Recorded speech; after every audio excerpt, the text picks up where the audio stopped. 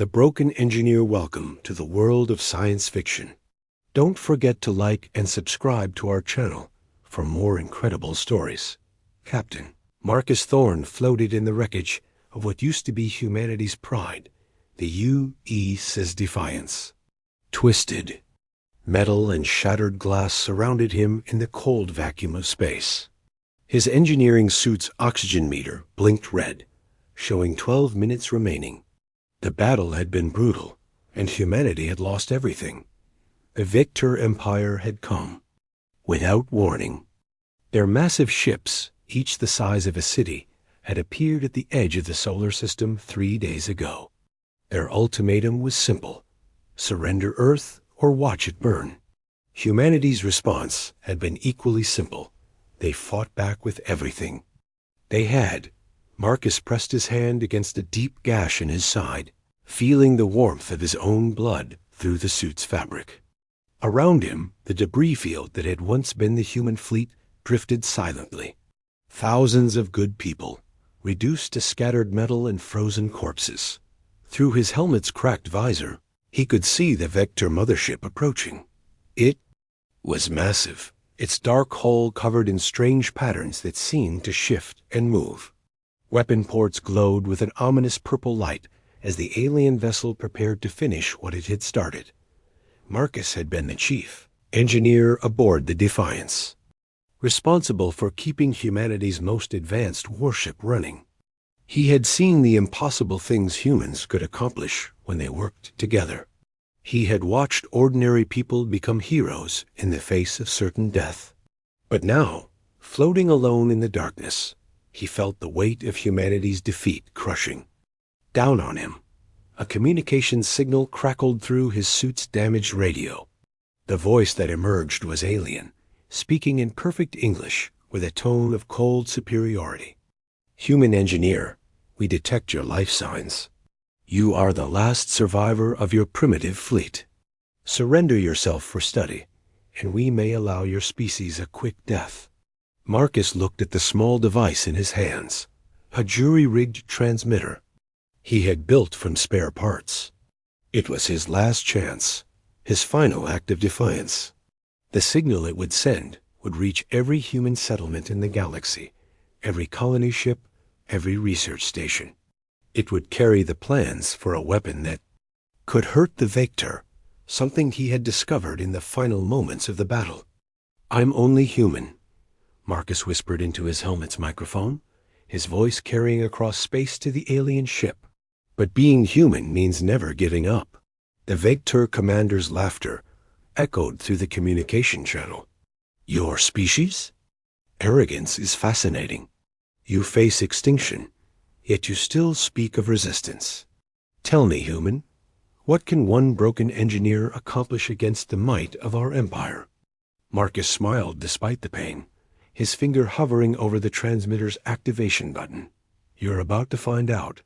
The Admiral's Gambit Admiral Victoria Kane stood on the bridge of the UE's Vengeance, staring at the holographic display showing the Victor fleet's advance.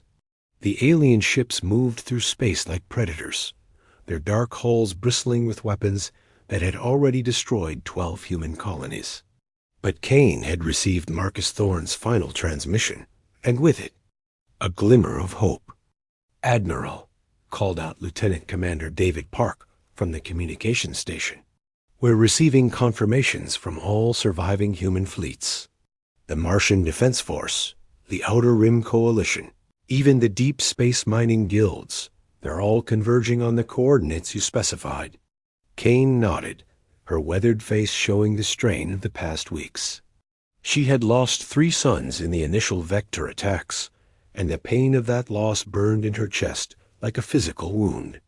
But she couldn't allow grief to cloud her judgment. Humanity needed her to be strong, to be the leader they desperately required.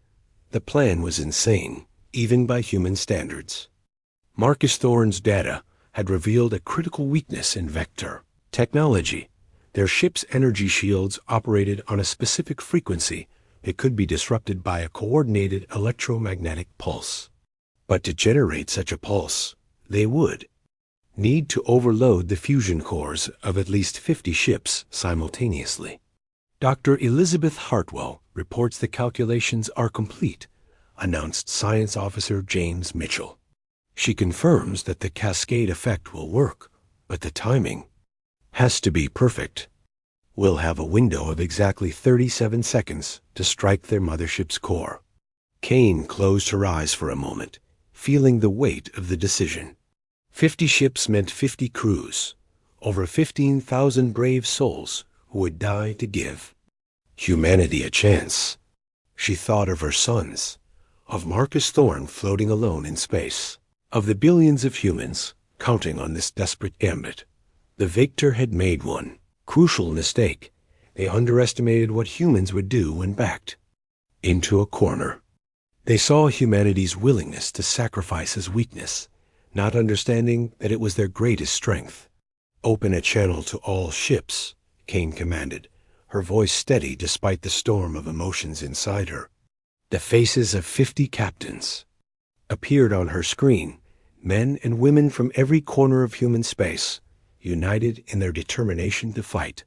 "My friends," Kane began, "in a few hours, we will face the enemy that has brought us to the brink of extinction. They believe they have already won, that we are nothing more than primitive animals to be hunted and destroyed. They are wrong." She paused, seeing the fire in their eyes, the same fire that had driven humans to reach for the stars, despite the dangers that waited in the void. "Today, we show them what it means to be human. We show them that we do not go quietly into the night. 50 ships will give their lives so that humanity might live. If we succeed, our children will remember this day as the moment we turned the tide.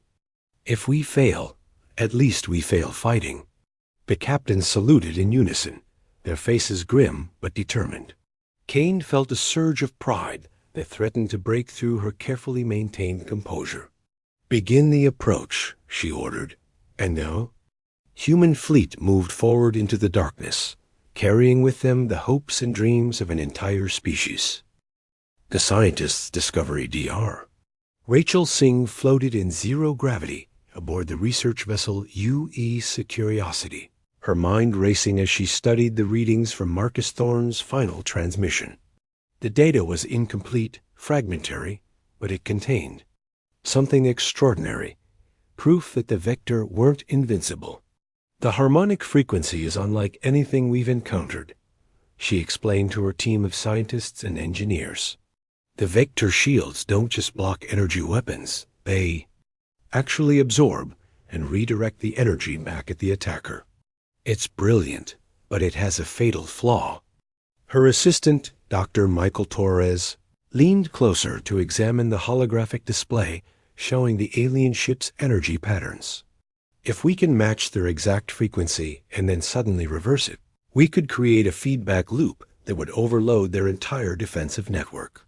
Rachel nodded, her fingers dancing across the control panel as she ran simulation after simulation. Each calculation brought her closer to understanding the alien technology, but time was running out.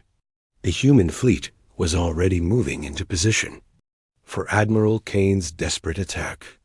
"The problem is the power requirement," she continued, her brow furrowed in concentration. "We need to generate an electromagnetic pulse equivalent to a small star going supernova. Even our most powerful fusion reactors can't produce that kind of energy output." That's when young engineering specialist Lisa Chun spoke up from her position at the technical station. "What if we don't try to generate the pulse from a single source? What if we create a network of synchronized emitters, each one contributing to the overall effect?" Rachel paused, considering the proposal. It was elegant in its simplicity, the kind of solution that humans excelled at, using cooperation and coordination to overcome seemingly impossible obstacles. "Show me the math," Rachel said, and Lisa's fingers flew across her console, generating complex equations that filled the display screens around them. The calculations were staggering. They would need to synchronize the fusion reactors of 50 ships down to the nanosecond, creating a carefully orchestrated explosion that would channel all of its energy into a single focused pulse. The margin for error was virtually non-existent. "Dr. Singh," came Admiral Kane's voice over the communication. "System, do you have something for us? We're approaching the point of no return." Rachel looked around at her team, seeing the same determination in their faces that had driven humanity to the stars. They were scientists, not soldiers, but they understood that sometimes knowledge was the most powerful weapon of all. "Admiral, we have a solution, but it's going to require perfect timing and absolute trust. Each participating ship will need to follow our frequency modulation exactly, or the entire plan will fail." "I'm listening," Kane replied, and Rachel began to explain the intricate dance of destruction that would either save humanity or destroy what remained of their fleet. As she spoke, Rachel felt the weight of history pressing down on her shoulders. In the span of a few hours, human ingenuity and determination had turned a message of despair into a weapon of hope. It was the kind of miracle that only happened when ordinary people chose to do extraordinary things. "Begin the countdown," she announced to her team, and across the scattered human fleet, 50 ships prepared to write the next chapter in humanity's story. The Engineer's legacy chief engineer, Robert Cross, stood in the engine room of the UES Phoenix, watching as his crew made final preparations for what would likely be their last mission. The massive fusion reactor hummed with barely contained energy, its core temperature climbing toward the critical threshold that would either save humanity or vaporize them all. Cross had been an engineer for 30 years, serving on everything from cargo haulers to military dreadnoughts. He had seen humans accomplish impossible things through sheer determination and clever engineering. But nothing in his experience had prepared him for this moment. "Reactor output at 90% and climbing," called out his chief technician, Maria Santos. Her voice was steady, but Cross could see the tension in her shoulders. They all knew the risks. If the timing was off by even a fraction of a second, their ship would be torn apart by its own exploding reactor. The plan was based on Marcus Thorne's final discovery, refined by Dr. Singh's brilliant calculations. 50 ships would simultaneously overload their fusion cores, creating a coordinated electromagnetic pulse that would shatter the Victor shields. It was the kind of desperate gambit that only humans would attempt. Cross moved between the control stations, checking readings and offering quiet words of encouragement to his crew. These weren't soldiers. They were engineers and technicians, people who had signed up to build and maintain, not to die in battle. But when humanity needed them, they had stepped forward without hesitation. "Sir," Santos said, her voice tight with concentration, "I'm detecting minor fluctuations in the harmonic frequency.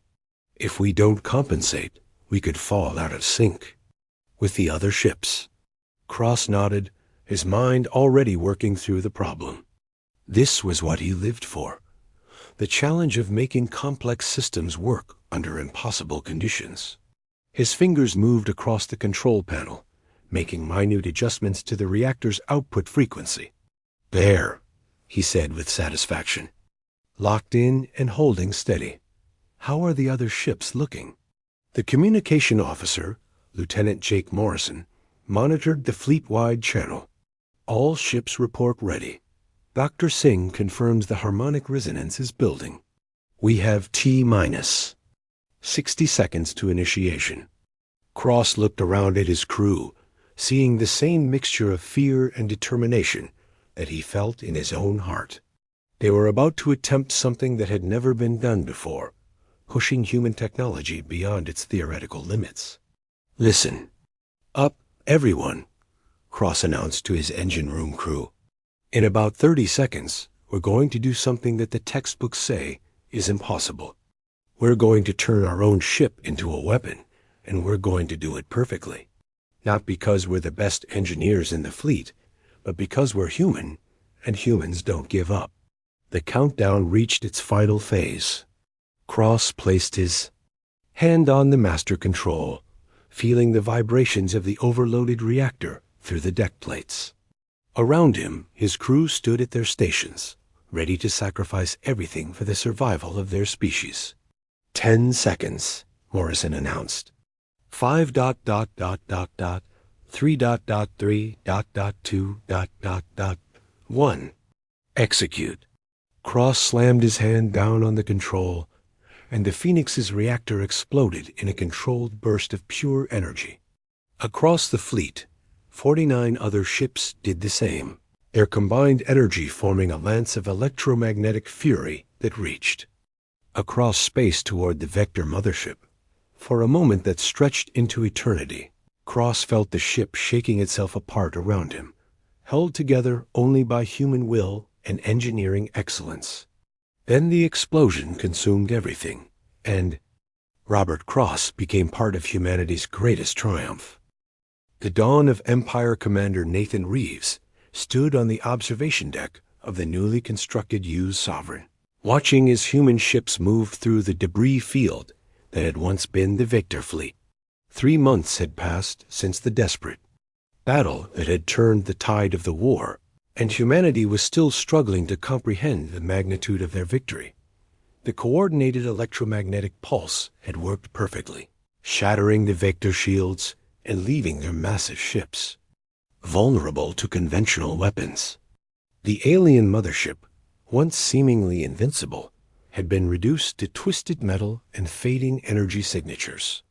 The surviving Victor vessels had fled to the far reaches of the galaxy, carrying with them the news of humanity's unexpected triumph. Status. Report. Reeves requested from his aide, Lieutenant Catherine Walsh. She consulted her datapad, her expression mixing wonder with the weight of responsibility. Reconstruction efforts are ahead of schedule. The Mars shipyards have resumed full production, and the Outer Rim colonies are reporting successful harvests. More importantly, we've made contact with 17 other species that were previously under Vector control. They're all requesting alliance agreements. Reeves nodded, still amazed by how quickly everything had changed. Humanity had gone from the brink of extinction to the dominant force in this sector of the galaxy in a matter of months. But with that power came responsibilities that no human had ever imagined. What about the Victor technology? He asked, his thoughts turning to the alien devices that had been salvaged from the battlefield. Dr. Singh's research teams are making remarkable progress. The energy absorption principles behind their shields could revolutionize our defensive capabilities. But she's insisting we proceed carefully. She doesn't want us to lose our humanity in the pursuit of power. That was the question that kept Reeves awake at night. The galaxy was watching humanity now, waiting to see what kind of leaders they would become. The Vector had ruled through fear and domination, crushing any species that dared to resist. Would humans make the same mistakes? A soft chime indicated an incoming transmission from Earth. President Maria Gonzalez appeared on the communication screen, her face showing the strain of leading a species that had suddenly become the galaxy's newest superpower. Commander Reeves, she began, the Security Council has reached a decision regarding our expansion into former Vector territory. We will establish a new governmental structure, the Terran Commonwealth, designed to protect both human colonies and our new alien allies. Reeves felt a surge of pride at her words. Even in their moment of greatest triumph, humanity was choosing cooperation over conquest, protection over domination. It was the kind of decision that Marcus Thorne would have approved of, the kind of choice that honored the sacrifice of all those who had died to give them this chance. We'll need experienced leaders for the new territories, Gonzalez continued. People who understand that true strength comes not from the weapons we wield, but from the principles we uphold. As the transmission ended, Reeves looked out at the stars, each one representing a world where humans would soon be responsible for keeping the peace. It was a daunting prospect, but he had faith in his species. They had proven that even when faced with impossible odds, Humans could accomplish miracles through ingenuity, sacrifice, and an unwavering refusal to surrender. The age of the Vector Empire had ended, and the dawn of humanity's galactic civilization had begun. It would be built not on fear and oppression, but on the principles that had carried them through their darkest hour: courage, compassion, and the unshakable belief that being human meant never giving up hope. In the depths of space, Marcus Thorne's final transmission continued to echo among the stars, a testament to the power of human determination and the birth of a new empire founded on the simple truth that sometimes being human was enough.